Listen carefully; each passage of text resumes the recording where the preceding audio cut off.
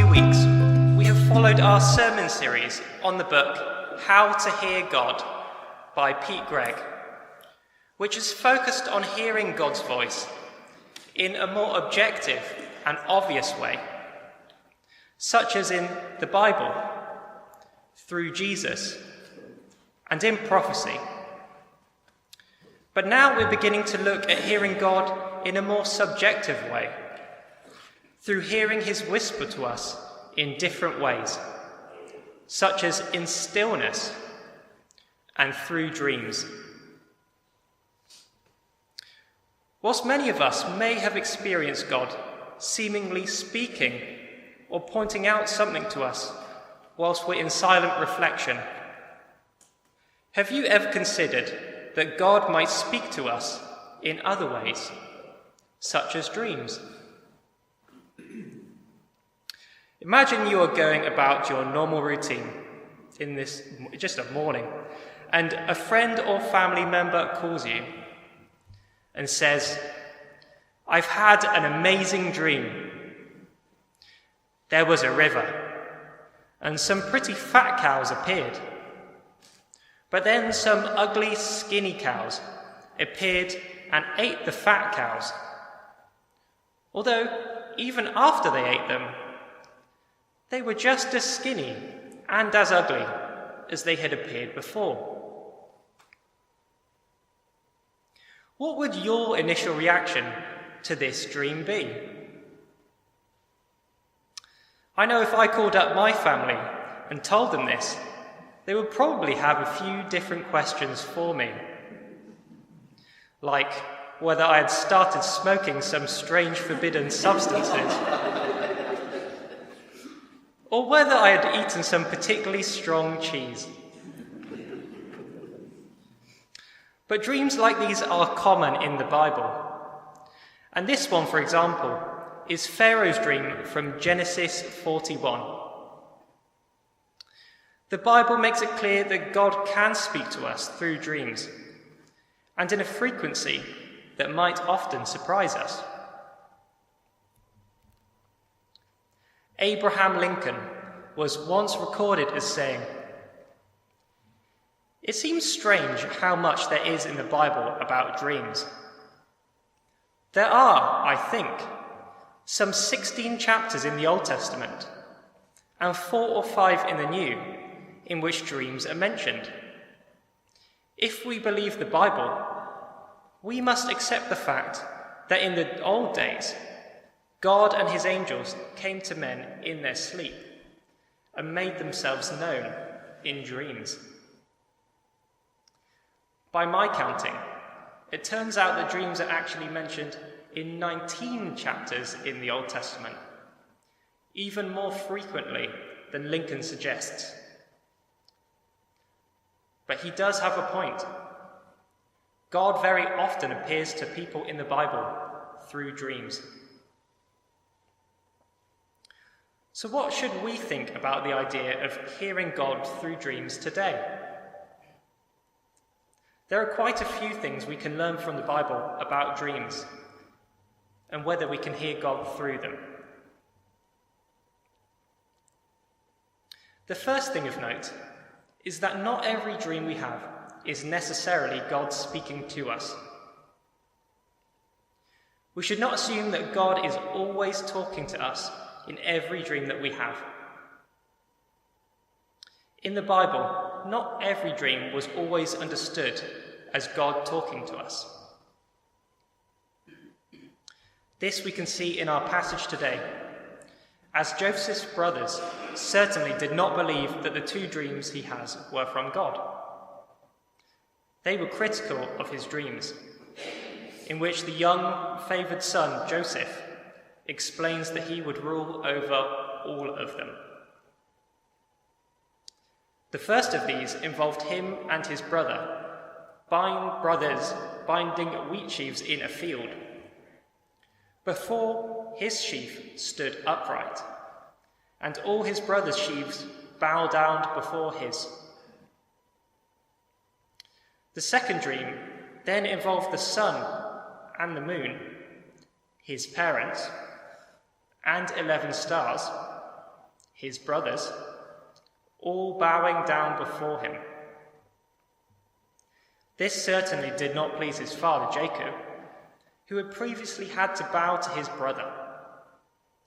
And because, as head patriarch of the family, in a world based of honour, bowing to his son would have been truly degrading.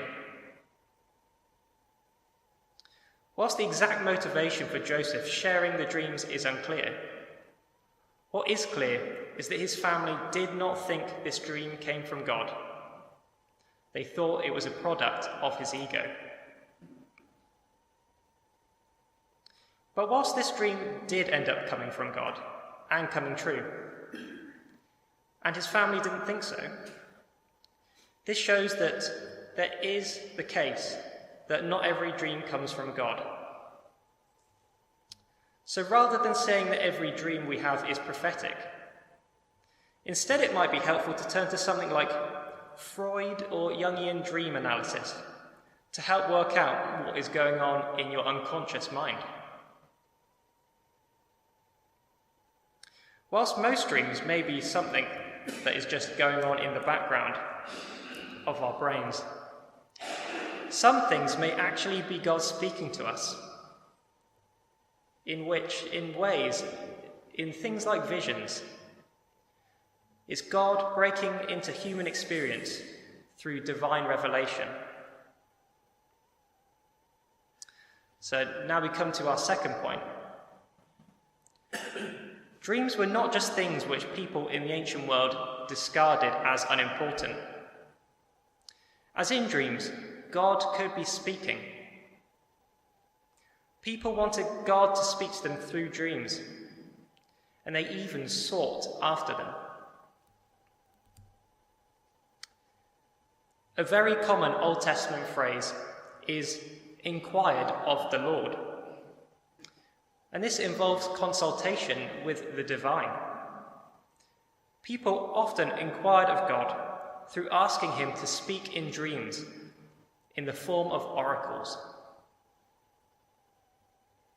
These oracles they received from God came in the advice of normal advice, just like through audible advice, or through prophecy, which they could then use and share with others. These dreams and hearing from God were so important that people went to actively seek them through having incubation dreams. This often involved people inquiring of God and sleeping in sacred areas, like temples, in order for God to give them a dream. Whilst this might sound strange, this was a common practice all throughout the ancient world. The pharaohs of Egypt and Assyrian monarchs slept in temples to receive dreams, whilst Greeks often learned how to be cured in dreams at the temple of Asclepius. The desire to seek and hear God through dreams was just not also found in the pagan world, but in ancient Jewish world too, in the Bible. The prophet Samuel, who was the man who first identified David to be the future king of Israel, first heard clearly from God when he was sleeping in the temple. King Solomon also receives a dream from God as he slept up in a great, high, holy place.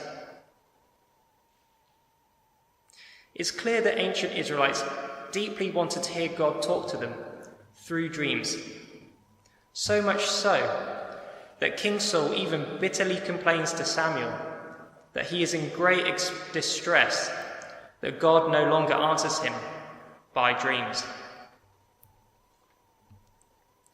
But be warned, if you're interested in inquiring and hearing God by sleeping in sacred spaces today, the Old Testament is very clear that dreams should only be sought through acquiring and inquiring of God only. In the ancient world, people often took to sleeping in tombs and graveyards in order to contact spirits of the deceased and receive dreams from the netherworld spirits. Ancient Israelites were very clear that God only should be sought to receive divine information, and calls consulting the dead an abomination. Information received in dreams should be sought, therefore, from God only. Therefore, if you ever happen to be wandering around St. Faith's at midnight, and you happen to catch a church member like Alan Millard lurking with a sleeping bag in the Garden of Remembrance,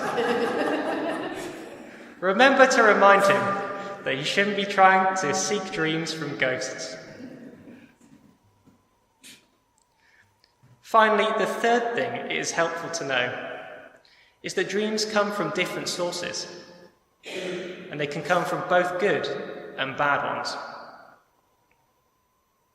One of the most frequent visitors in dreams are angels.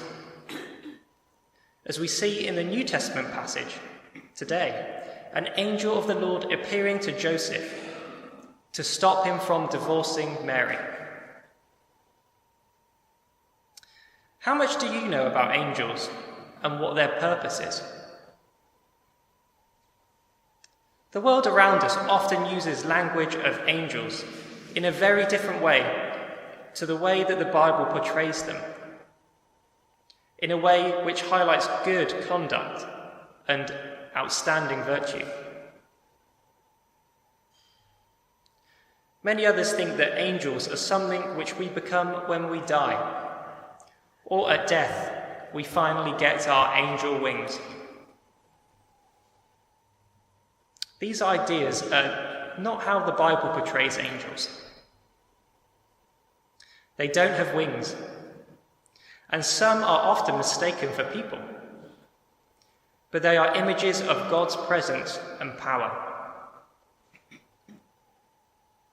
Angels often perform missions on earth on God's behalf, and are also messengers to humans, bringing messages to people from God, and can do so through dreams.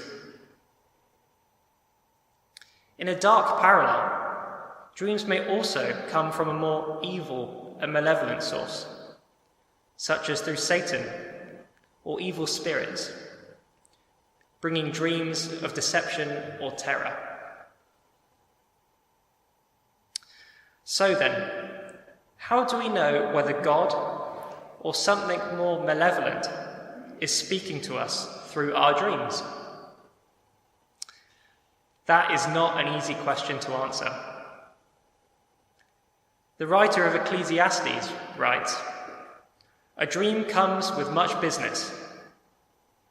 For when dreams increase, empty words grow many." Dreams can be confusing, and they might give us many more questions than answers. But as Christians, we should be open to God speaking to us through dreams. And we should take note if we ever get a particularly poignant one. If you have ever had a particularly powerful dream that you might want help interpreting, it might, for example, be worth journaling it down and sharing it with others.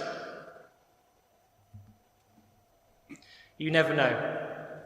Sometimes your vivid dreams may just be due to the strong camembert cheese that you had the night before.